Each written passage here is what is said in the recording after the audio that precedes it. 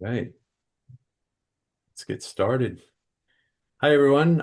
Thank you all for joining us here for our first webinar of 2026, AI in Action, Why You're More Ready Than You Think.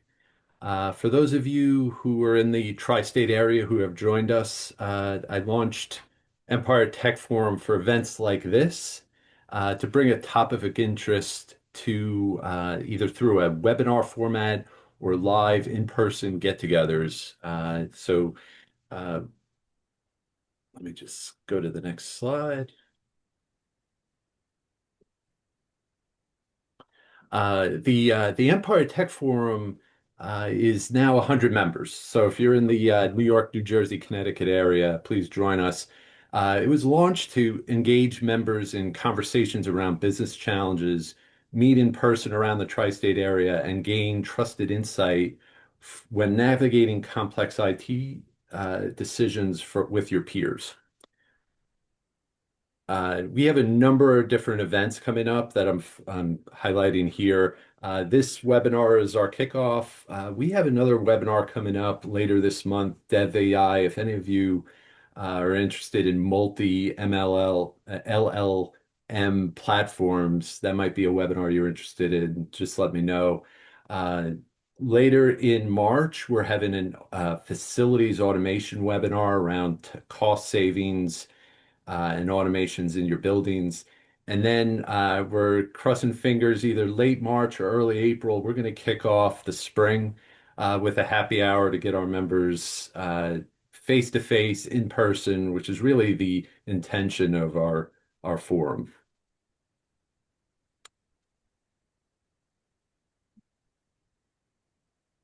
Just a note on the webinar, everyone's on mute, but if you have a question as we're going through the slides, please reach out through chat. We'll try to get to your question during the webinar or at the end. We do have a few questions that popped up from some of you on the call already that we'll try to interject during the slides and make it a little more interactive. My day job, I'm at Mejeticks here in the Northeast. I run the Northeast business for them. We're a IT and business consulting firm that works with our clients to find pain points and then reach out to our vast network of suppliers to find the right fit for our clients. One of the partners that we worked with significantly, not only to enhance our own internal automation, but also go to market with our clients is Pisteyo. So much so that we are their 2025 Partner of the Year. We're very proud of this achievement. Here you have Rob DeVito, our CEO, and Shawn Mills, who's joining us today on the call. So what I'd like to do is introduce our speakers and kick off our event. Uh, Pisteyo's founder and CEO, Shawn Mills, has joined us. Also, co-founder and partner Gary Tickle have a vast knowledge and insight in real-world AI transformations based on those client engagements I mentioned before, moving organizations from AI planning to real execution. So what I wanted to do is kick it off, hand it over to Shawn and Gary, and take us away. Awesome. Thanks, Rob. I appreciate it. Well, it's a pleasure to be here. We're really excited to share some of the experiences that we have had over the last year and a half with organizations really starting down the path of how do we marry AI into our business strategy. And so, this is where we will start. But my name's Shawn Mills. I am the founder of three different companies over the last several years. This is my latest company that we've founded. My background has really been in tech enablement, helping organizations through what was more traditional digital transformation over the last 10 to 15 years, helping organizations determine how to leverage the cloud, how to build net new software development projects, and really how to manage IT infrastructure. What I found over that time period is that there was a massive disconnect between what the business is ultimately trying to accomplish and what IT completely has the ability to deliver. And so, saw in this what is likely the most disruptive technology to come into the marketplace, saw this opportunity as a chance for IT and the business to become even more aligned. We are all operators of businesses and have helped organizations, run sales, run marketing. Our team in Pisteyo is a management consulting firm that helps organizations adopt AI solutions into their strategy. And Gary, if you want to do a quick intro, we'll be tag teaming this over the next 30 minutes and happy to answer questions as we go along. Great. Thanks, Shawn. Good morning or good afternoon, depending on where you are today.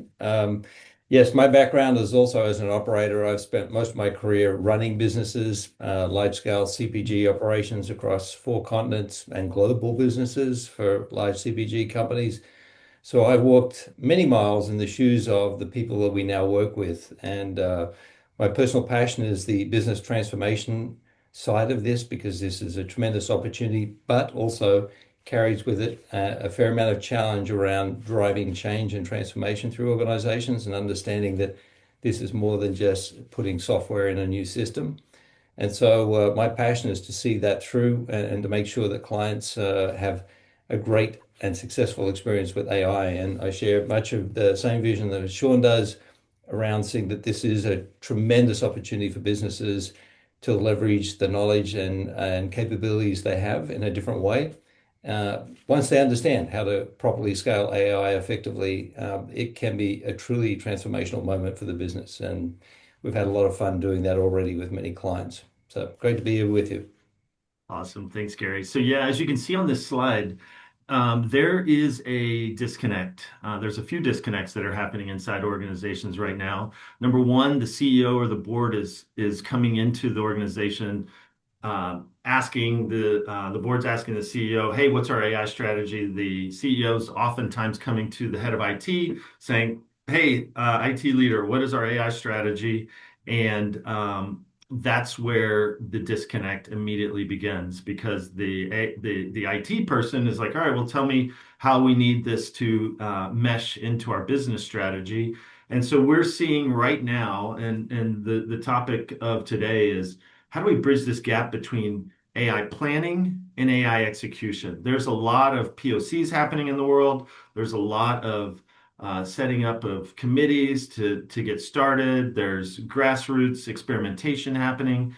But how can we really get started on this execution-oriented mandate to really see how the organizations can bring AI in, align it to the business strategy to really start to see execution happen and ROI becoming realized inside the business? Yeah, just the interesting part of this is that a lot of folks are getting out of the gate and starting on the analysis side, but there's a huge gap between talking about AI and thinking about AI and actually the final execution. So we see a lot of investment happening now, even more so in 2026. There's money being genuinely set aside for AI. There's strategy sessions, there's research being done, but even though there's a desire and a belief that AI can help, we still see this gap between planning and strategy and actually deploying successful AI solutions. Yeah, and the interesting component here is that organizations have the opportunity to leverage AI in many, many places, whether that's in personal productivity for the team members, whether that's actually deploying AI solutions embedded into the operations, or whether that's starting to think about what does it mean to bring agents and agentic AI into an organization. And each of those have very different investment requirements and absolutely can allow organizations to get started. Did I just push that twice? Nope. Great. So what we're seeing right now is on the AI planning side of the equation that progress starts to stall behind one or multiple of these three perceived barriers of data readiness, governance and risk and investment and ROI. And so, a lot of times folks are thinking that, well, my data isn't clean, it's not centralized, or it's not perfect enough to get started, or, we haven't spent the time, energy, and effort around managing the risk that AI might bring into the organization. We don't really have a framework in place. And, my CFO is asking me, well, all right, if I've now allocated, which most organizations, as Gary was alluding to, have allocated about 5% of operating expenses towards investment in 5 to 10% in AI initiatives and solutions inside the organization. But with that comes the responsibility of, all right, now that I have this money to spend, can I see a clear path to an ROI? And so these are the things that we see are causing progress to stall. Yeah, and this is the challenge of trying to wait for perfect conditions. Obviously, carries a cost in its own right. The do nothing scenario is a cost. There are we see, as we say here, leaders everywhere who believe they're already years away from being AI ready, whatever that means. And that often varies by company. When you ask them, what do you mean by AI ready? Their definition of AI ready can be very, very broad. But the reality is the tools and strategies do exist to start now. And to try and wait for perfect data or the perfect day to start AI is a flawed approach in our view. You're just not going to get to the start line. You're going to spend a lot of time waiting. And I would say in 2025, we saw a lot of CEOs saying, we're just waiting to see. And when you ask them what they're waiting to see, they really can't even describe what it is they're waiting for. There's just a reticence to move and a belief that they're not ready. So this is where we try and help bridge that gap of the perception of where they are today and where they could be, and making a move, making a decision to actually proactively get started on this journey. And so really the challenge here is like as Gary just mentioned, it's getting started. So trying to figure out how can my organization get started, focusing on some targeted wins inside the organization, building knowledge inside of your organization, learning quickly, and then starting to execute on these initiatives and quite frankly, just debunking the myths that are paralyzing the progress of the organization. Yeah, so the first myth obviously is that we need perfect centralized data to start with AI. And I would say of all the organizations I've run and worked with, it's rare that you ever find perfect data. That's a reality, right? So that if there's a belief that all the enterprise data has to be clean, unified, and moved into a single platform for AI to work, then that's fundamentally not true. You can find value in very specific high quality data sets that you already possess, and teams are able to leverage that data and that knowledge to focus on very high impact business problems and with very discrete data sets to do so. So once you get there, you're able to start to demonstrate value pretty quickly. And ultimately, that also builds a level of confidence and understanding around what to do next. So it's just today the world of the way AI works, its ability to go and find data in different repositories and bring it together in a way to unify it for the purposes of developing a high value use case is entirely possible. Yes, we would never advocate for not having clean data and not having data in a more unified way. There's no reason not to do that, but it doesn't have to be the reason you do nothing. I think that's the key point. Right. And Kevin, I saw your question about, why is data readiness a flawed assumption? The key here is you can find data in your organization to get started. So there is clean data. There is data that is ready. You do have to do the things that you're talking about, making sure permissions are in place and the DLP is put in place. But for instance, right now, just a super brief use case, we have even started with literally just unstructured data in transcripts. So we're working with a healthcare organization right now that we are doing the analysis with their team to understand why are people calling? What are the biggest impacts they could make from their customers and the inquiries that their customers are having? So they have the transcripts from their call center that live in a secure place. you can now go analyze that data and put AI in place to give you the insights to understand what is going to be the next biggest customer needle mover to help them get closer to their customers and solve more of their customers' pain points in the interaction. So the point isn't you don't need data. The point is find the data sources that can you can unlock value in now and don't wait till everything is perfect.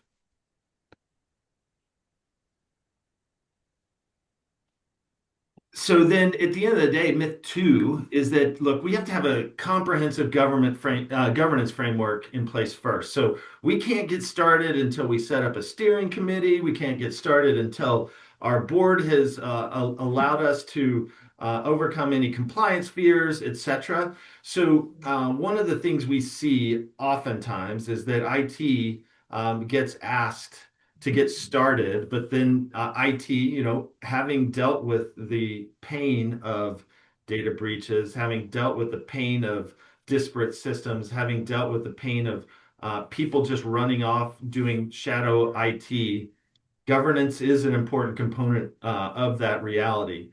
But understanding that you don't have to start with the full governance framework in place, again, is an opportunity to get started. So we work oftentimes in the reality of we need to set enough of the framework in place so that you can get started with low risk pilots that go to production. And what we'll hit on with why I call out pilots that go to production so that you can have clear ownership of who in the business is going to be the sponsor. And then we'll have the governance framework in place enough to allow that first few initiatives, experiments to go to production with success. And so we always encourage that there's humans in the loop in the process at the beginning for sure. And generally speaking, always throughout the process so that the humans can ensure that what we are trying to roll out is successful. So,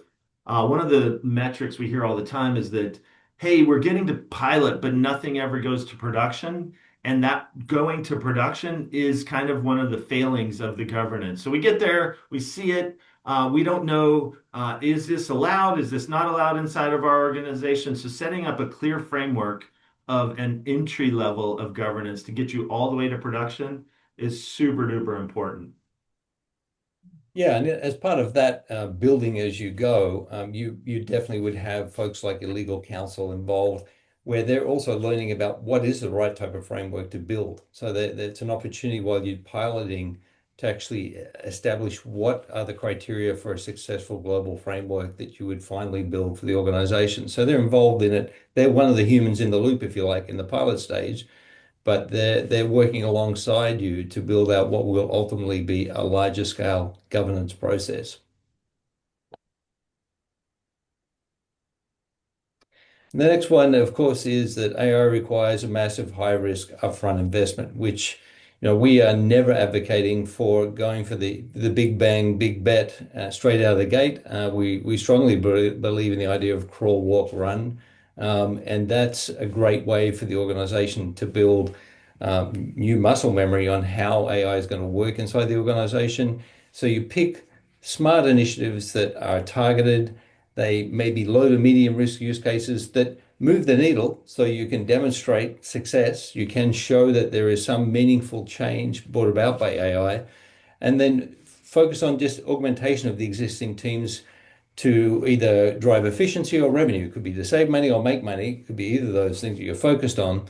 But the idea is when you get some of those quick wins, it's a way of building internal momentum, confidence, excitement, and interest in how you can move to a bigger object, a bigger challenge, so that finally you can start to chase some of those really big opportunities down the line. And this is what we do so many times with clients that they go through multiple phases to the point where they are truly ready then to look at transformational projects at a larger scale. But it doesn't have to be your first choice, and we would definitely not recommend it be your first choice.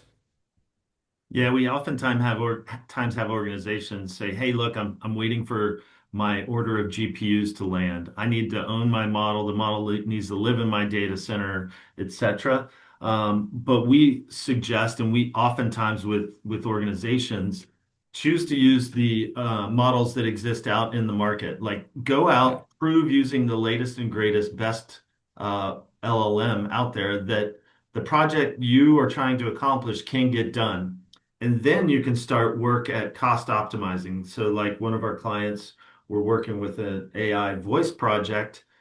I mean, they're spending more money than they need to right now, but they wanted to make sure that it was successful. And now we're going back to optimize the cost infrastructure for them to ensure that they have the highest return on investment. There was already a great return on investment in the first place.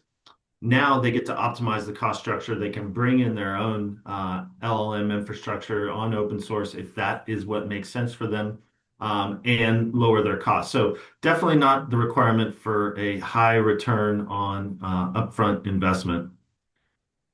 And Gary, do you want to run through this one?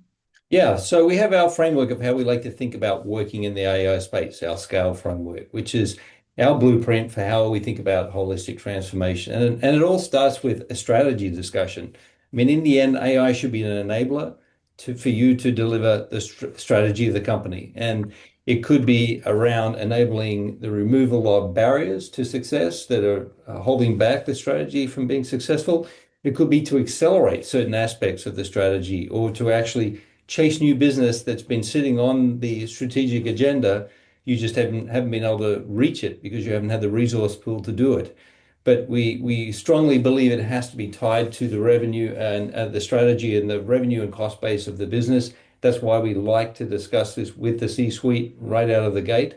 Because once you've done that, then you can think about change and how you go about building a structured approach to change in the organization. Because change management is going to be quite critical.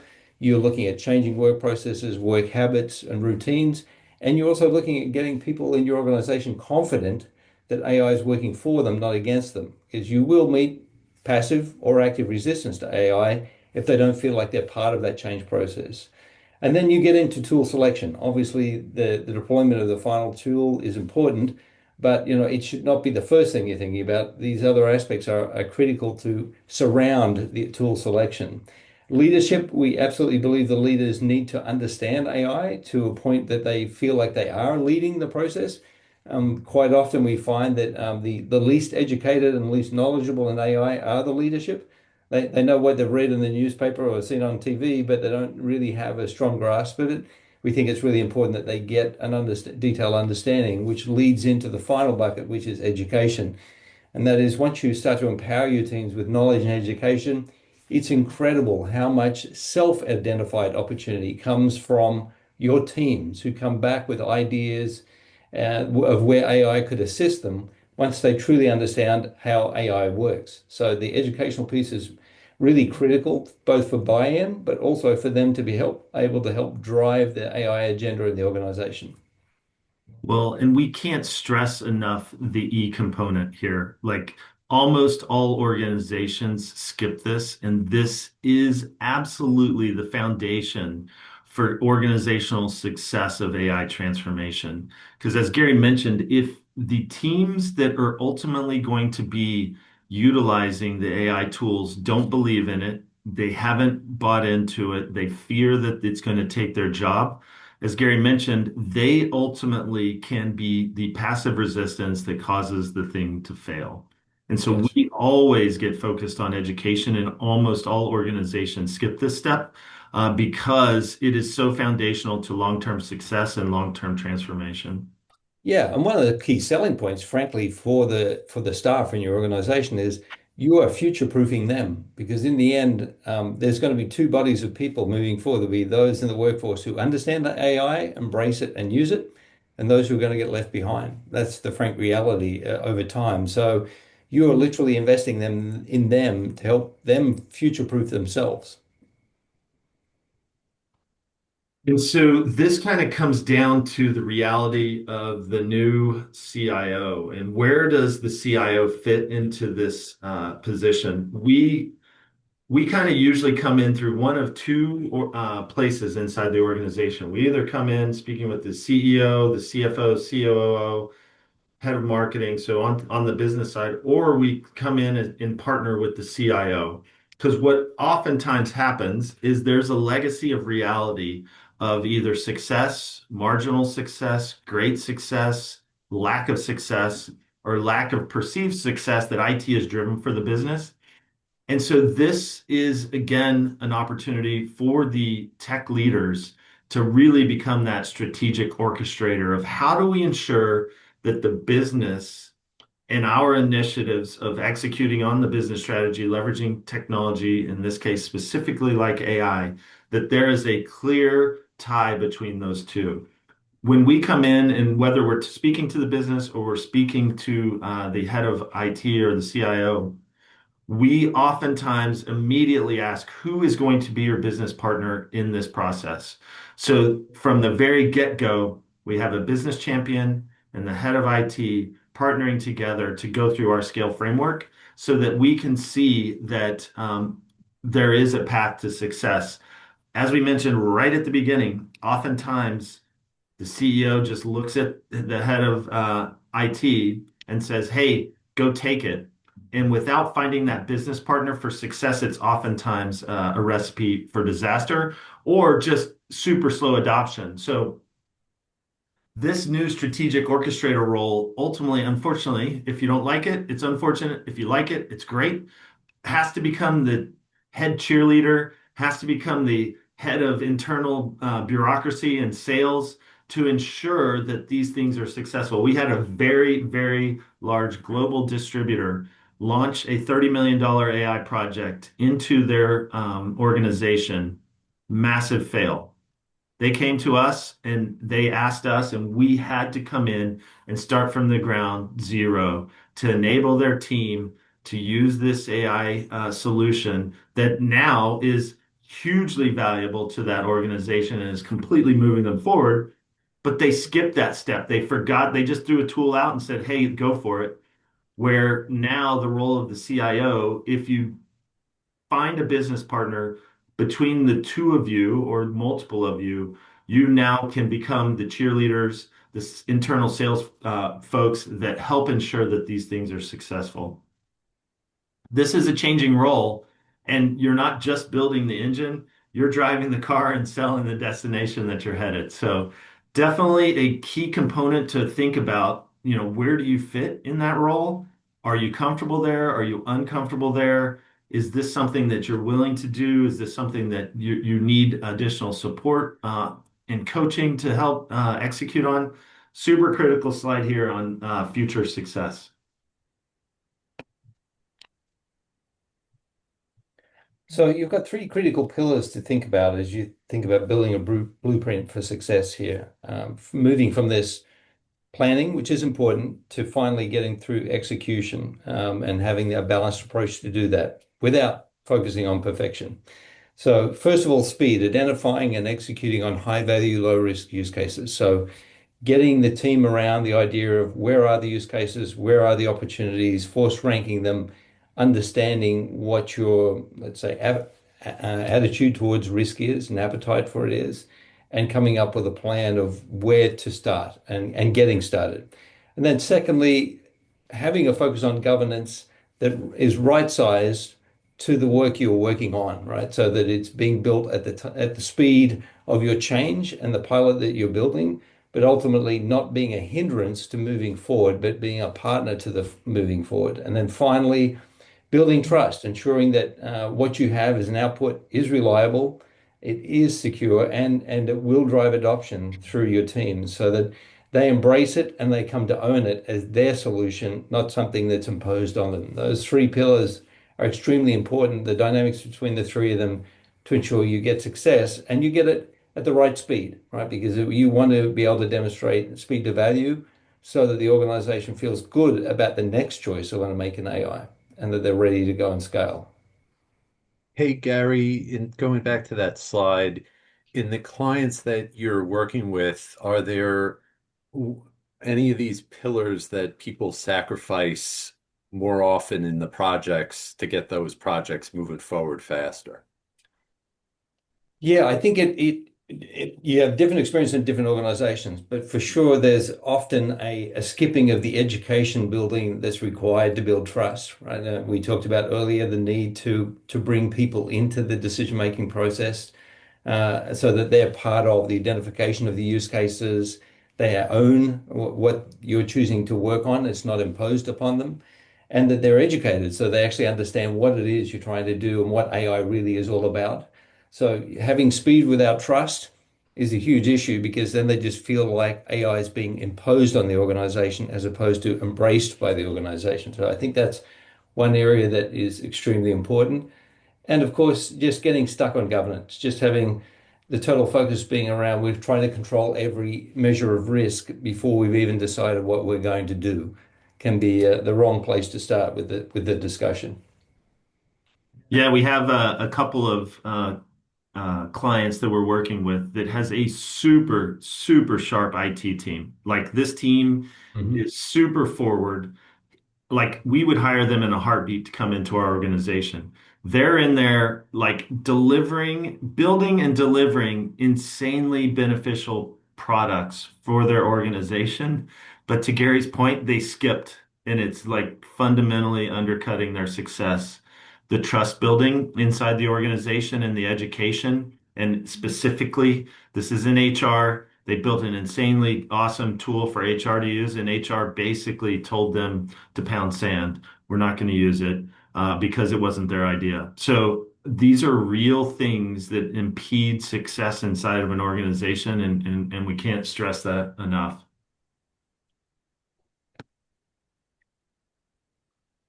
And so, as we think a little bit more into each of these pillars around speed and quick wins, this is critical. Like we talked a bit about how quote unquote IT projects fail. If you actually read, or I'm sorry, AI projects fail. If you actually read that article, there's some very nuanced realities behind that. And it's really that most of these projects that fail because they didn't get to production and didn't create the return on investment. And Yeah. so choosing the projects that can get all the way to production and can drive ROI for an organization is super important. Don't start with the most complicated, highest value, but it's going to take 6 months to get there. Choose just right in that sweet spot of high impact problems that you can solve, that you can show the business very quickly how you can drive value. Don't choose a project that is looking to get rid of people as the first one. That will also cause your AI initiatives to stall. So choose ones that will help your team members become more efficient, that will help them be more successful, that takes away some pain point, the drudgery of reconciling the books inside of large organizations, reconciling just bank accounts. I mean, pick something that takes away a big pain point that benefits the organization and benefits the people that are currently dealing with that. So leverage the existing technology. We talked about it. You don't have to build a platform. You can buy it. Buy it first. Decide later if you should build it.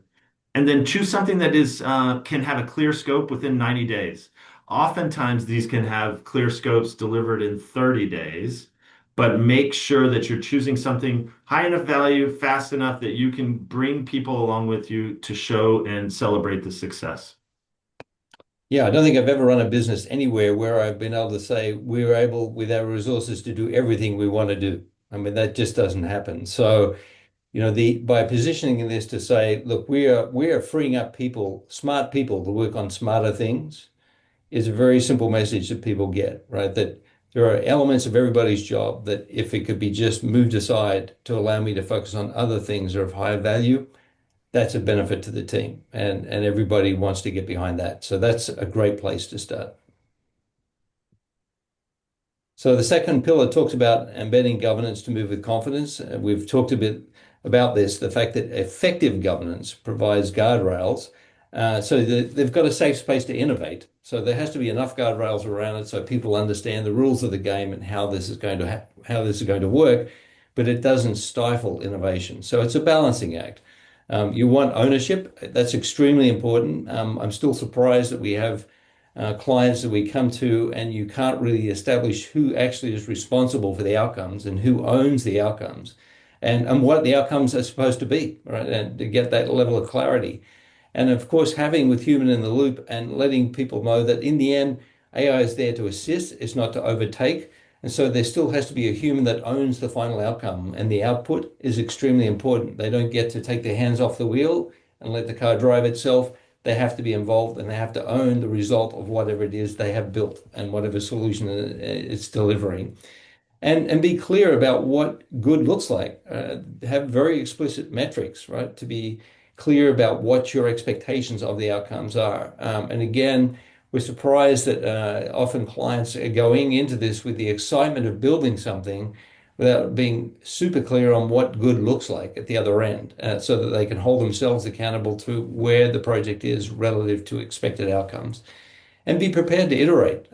Just maintaining a simple living document of your processes and learning from it and getting better at it. And so this is framing this up to say, I'm not building perfection straight out of the gate, but I'm definitely building a solution which very quickly is going to be light years ahead of the process speed I've been capable of up until now and will continue to improve.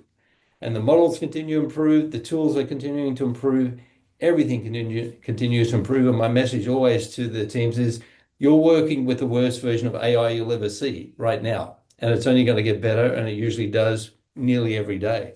So it's a constant iteration process, but setting that mindset around that expectation often deals with a lot of the hidden, let's say, resistance to the change where they feel like iteration is a bad thing, but it's not. When it's funny, I can't, it still amazes me that organizations have not adopted an AI policy, even though they now have AI throughout their entire organization. They've adopted a tool, ChatGPT or Copilot, but they don't give any guidance to how the organization should leverage it and use it. So when we talk about AI policies, this is not a here's what you can't do. It's actually more of a here's what you can do and here's how you stay inside. Here's how you use it safely and securely. So it gives the team confidence that they can go experiment inside of AI and they can go use this. I mean, this is a massive AI, a shadow IT and shadow AI reality that everybody's using it.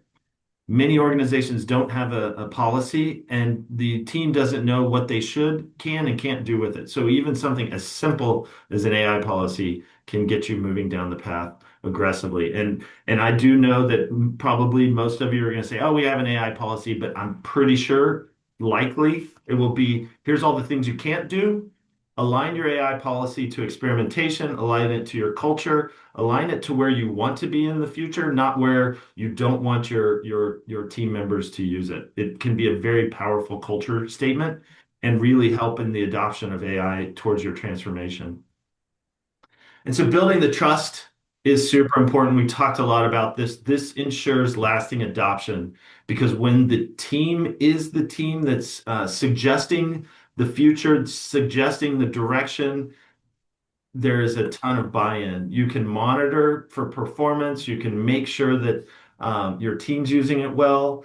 You will need to put in place opportunities for it to avoid bias. Make sure you're monitoring the models. You will can then, as it becomes proliferated throughout your organization, you can make sure that all of the data, as you've been going through this, you're executing in an incremental way. As the question was asked, you can keep finding data that is ready, data that is secure, data that can be used, and keep building upon those successes so that your data is there that when you finally get to perfect, quote unquote, which no one will ever get there, data, you'll be able to leverage it as much as possible. But communicate along the way about, what are the capabilities? What are the limitations? How should we be experimenting inside our organization?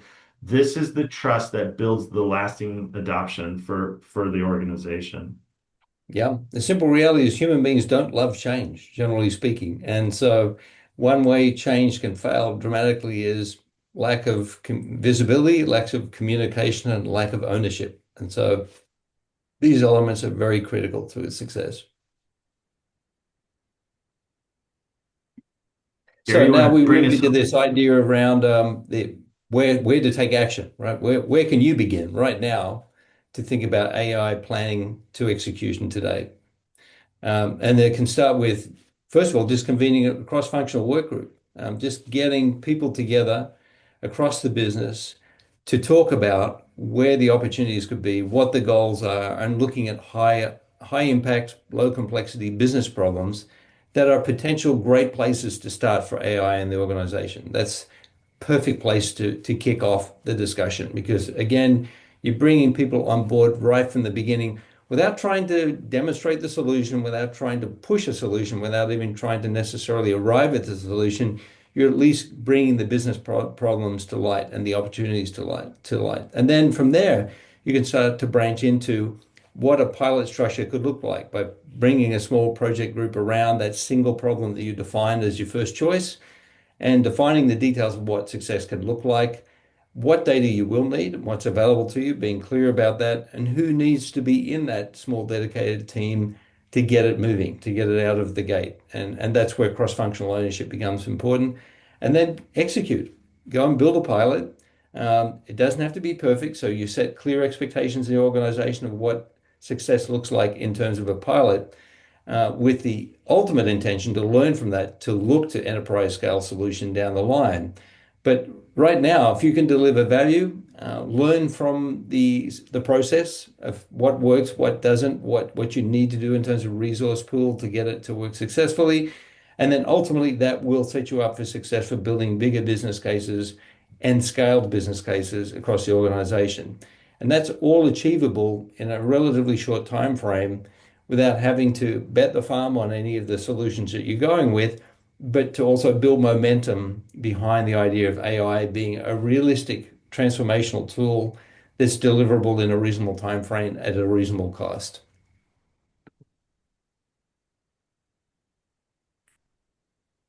So if you have any questions, we're happy to answer. Drop them into the chat. Um, Love the questions that we had so far. Rob, anything else you want to add? No, I think you guys covered it all. We really appreciate the time. We'll just give it a second for any questions that might come in. Um, we see right here your contact information. So if anyone on the call has any questions, would like to learn more from either Shawn or Gary, please reach out directly to them. Their email information's here, and we'll share that after the call. We'll also share this recording. I know there was a question about the slides, so you'll be able to get that information. If you have any questions about Pisteyo, Mejeticks, or Empire Tech Forum, please reach out to me directly. You see my contact information here. We'd love to have you all to in future webinars that we're having, as well as some of the live in-person events that are going to take place in the future. And yeah, no, we'll definitely share the information. I see some requests there coming through, and Do we have time to answer a couple of those? yeah, no, All I right. see some questions coming in. So great. Yeah. Yeah, no, go right ahead, Gary. So yeah, the first one's around the chief AIO, right, for handling corporate AI responsibilities. I think this is a very interesting question, cultural question. If you feel like change can't be made without having a CAIO in the organization, for me, it sort of suggests that we're skipping through the involvement of the organization because if, as we described, I think the ownership finally must rest with business cases connected to strategy. That's where AI should live in the organization. Do you need a CAIO to achieve that, or do you just need great leadership and governance from your existing teams to be able to achieve that? I'm not sure that you need a head of the organization to do that. You may need some smart resources to guide you around tool selection because there's just a massive tool spread in the marketplace today. But I think between your head of IT, your head of legal to set the frameworks from a legal perspective, and your heads of business who understand the businesses and understand their business needs, there are the resources necessary to do this work. This is where we come in and pinch hit to help build some of the frameworks and structures to make sure that ultimately you become self-sufficient. But I'm a little bit dubious about the need for CIO unless you're really trying to make a statement in the organization about your intent to change. But for me, it's a little bit window dressing. I'm not sure that's necessary. personally. Yeah, and the other question was when building tools for non-technical or client-facing teams outside of education, what do you see as the biggest hurdle to adoption? Like literally when we come into every organization, the biggest hurdle is the leadership team allocating enough time for experimentation. Everybody has a day job, right? They have tons of pressure to get their current tasks done and pausing to learn, experiment, and understand what these various tools can do for them is critical. So, what we try to do when we come into organization is allocate a fixed amount of experimentation time. So, the second you drop this in there, you have a reason why you built this, right? You have a thesis that says this should save our organization 20% of time, 20% of money. Let's allocate 10% of that time for experimentation, or you'll never get to the 20 to 25% benefit that you were hoping to get to. So the competing priorities and allocating time to learn and use the tool is absolutely critical from a management perspective. We see managers not giving the space for the team to really take advantage of the thing that was built. Yeah, and the leaders need to make time themselves to learn and educate because if they're going to lead this change into the future, they also need to understand the power of AI and what's possible because it can be quite a limiting factor. If they don't understand themselves, the power of the capability of AI, they can be an inherent limiter to the amount of change that takes place simply because they don't understand it themselves. Great questions. Yeah, great questions. And Gary, Shawn, again, thank you so much for your time. We're going to close the presentation out, but there were some questions about sharing this information and recording, and absolutely you'll get that in your email pretty soon. So thank you, everyone, and have a great day. Thanks, everyone. Thanks for the Thanks, questions. everyone. Take care. Yes. Bye Bye-bye. now.